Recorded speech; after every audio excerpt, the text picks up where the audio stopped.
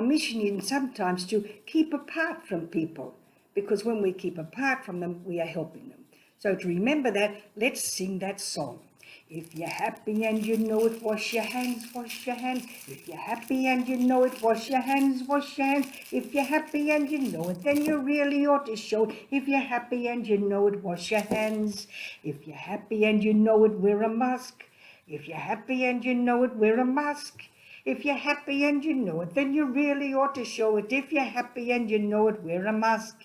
If you're happy and you know it, keep apart, keep apart. If you're happy and you know it, keep apart, keep apart. If you're happy and you know it, then you really ought to show it. If you're happy and you know it, keep apart. If you're happy and you know it, stay at home. If you're happy and you know it, stay at home. If you're happy and you know it, then you really ought to show it. If you're happy and you know it, stay at home. That's it for now. But let's go back a long time ago when I was working at Bedoya, Ferguson Island, with Sister Benedicta again. She was the nurse and I was the teacher. There were just the two of us there. And every week her nurses used to go out on their patrols, their health patrols, and sometimes Sister Ben would go with them. So this time she went and she found a little girl who was beautifully kept, beautifully dressed, beautifully clean and well fed. But she had a problem. Her head was much too big for her body. She couldn't sit up, she couldn't stand up, she just had this great ball on her head. When I was young, we used to call it water on the brain. The head was like a big balloon full of water, and nothing could be done about it. So Sister Ben could see how tired the mother was, so she said to the mother, "You bring Angela into the clinic and we'll look after her for a week, and you can come home and you can have a holiday for a week. You can work or you can fish or you can sleep. You can do what you want to do without worrying about this little girl." So the mother said she'd think about it. The next time the nurses went out in the boat, Angela came back with them. The mother came with her and took her up to the hospital and settled her in and talked to her and told her what was going to happen. She was going to stay here and be happy, and plenty of people would come to visit her. So she stayed.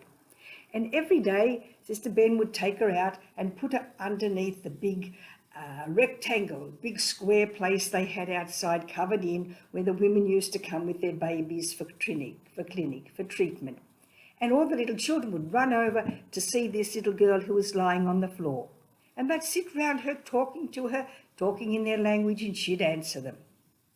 She didn't always answer them.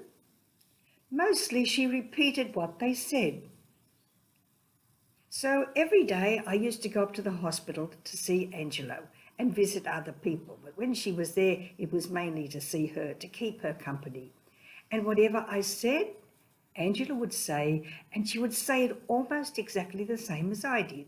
So I'd say, "Good afternoon, Angela." And she'd say, "Good afternoon, Angela. And how are you today? And how are you today?" Whatever I said, Angela came back with it. But she was always just lying on her back, looking up at you. We wanted to take her to school, but we couldn't take her to school because she was lying flat on the floor. But then Brother Carroll came. Brother Mick Carroll was a great carpenter and a beautiful furniture maker.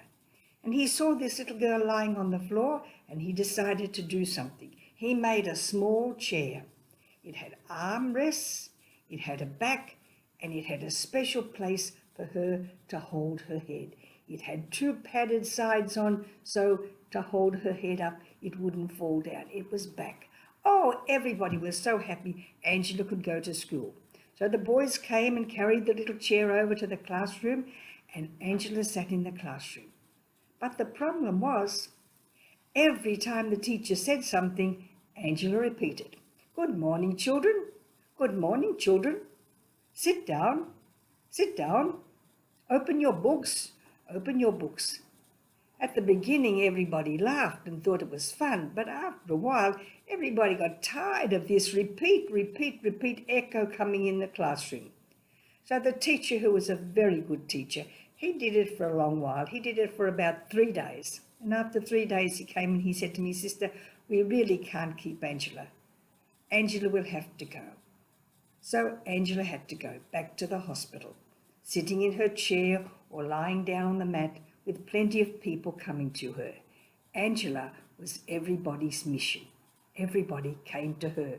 She couldn't go to them, but everybody, the mothers, the children, the teachers, the nurses, and myself, I came to Angela. We came to Angela. Just one little girl who needed us. So look out for somebody who needs you at this time. Maybe you can find an Angela to look after at this COVID time. It might even be somebody in your own house. Goodbye for now. See you again later.